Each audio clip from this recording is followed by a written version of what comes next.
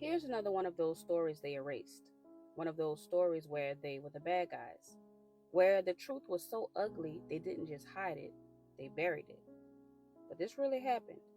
And it's gonna sound like something out of a horror movie, but it wasn't. It was real, right here in America, in Natchez, Mississippi.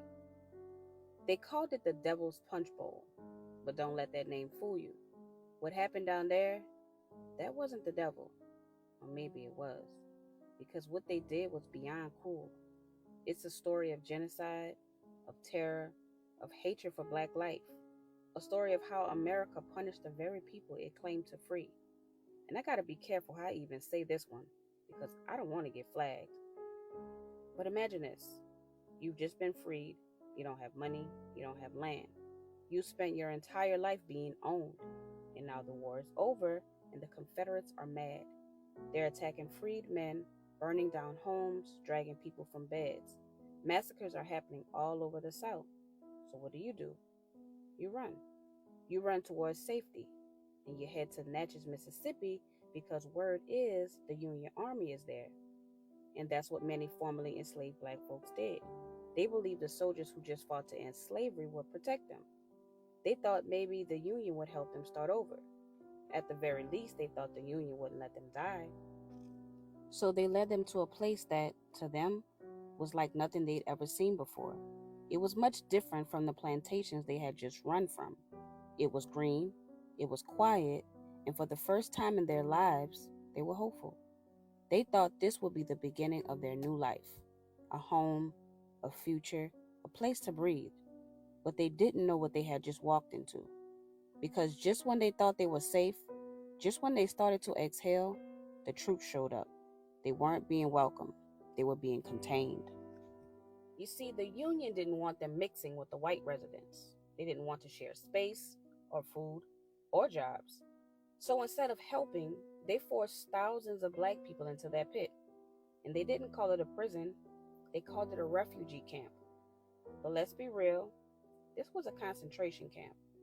No shelter, no sanitation, no food, no doctors, no medicine, and no way out. It was surrounded by guards.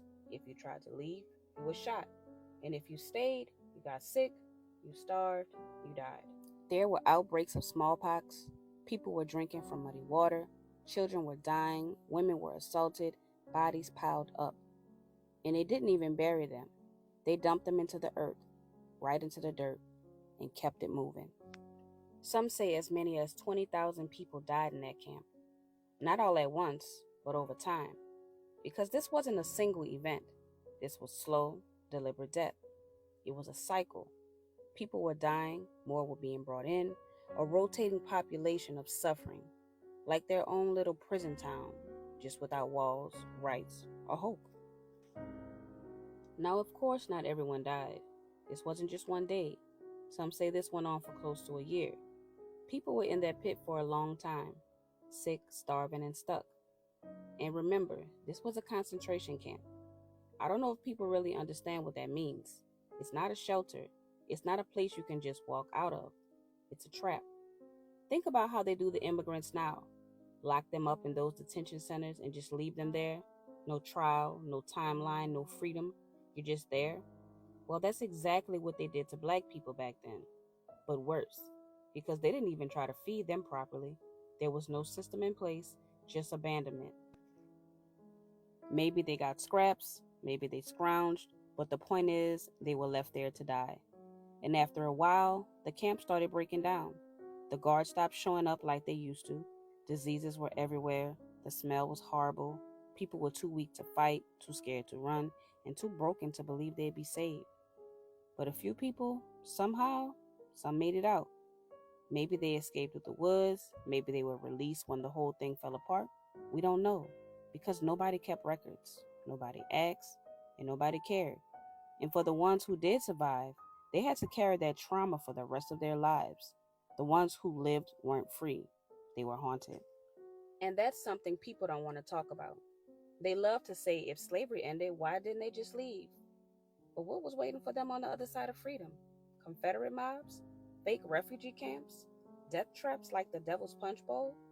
So yes, some of them stayed on the plantation. not because they wanted to, but because it was the only place they didn't have to run. Sadly, it was the only place they felt safe, the only place they didn't have to beg to survive, and the only place where, ironically, they were less likely to end up in the government run death pit. Freedom was dangerous. The Union didn't protect them, the South wanted revenge, and America didn't care.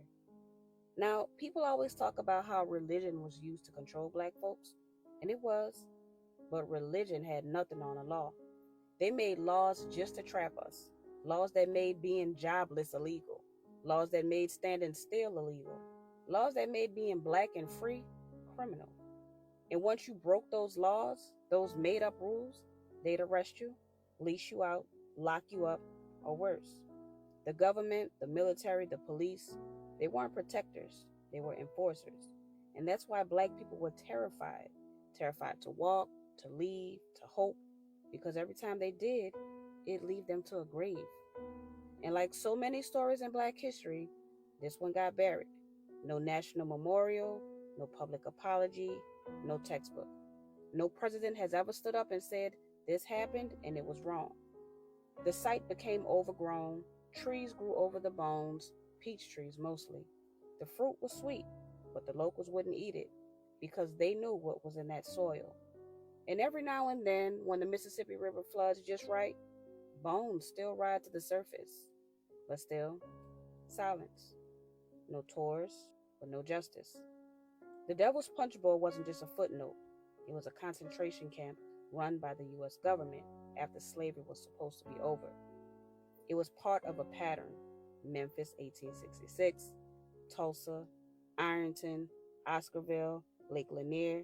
Every time we try to build something, they tear it down. Every time we trust someone, they betray us. So the next time someone says, get over it, ask them if they've ever heard of the Devil's Punch Bowl. Ask them why this country has so many memorials to Confederate soldiers, but can't find space to remember the people they left to rot. And the crazy part is, every time I do another story like this, I keep asking myself, when was America ever great? So like, comment, and share this story because these are the ones they want to bury. And as Ida B. Wells said, the way to right wrongs is to turn the light of truth upon them. Remember to subscribe for more stories that they won't put in your textbook. Peace.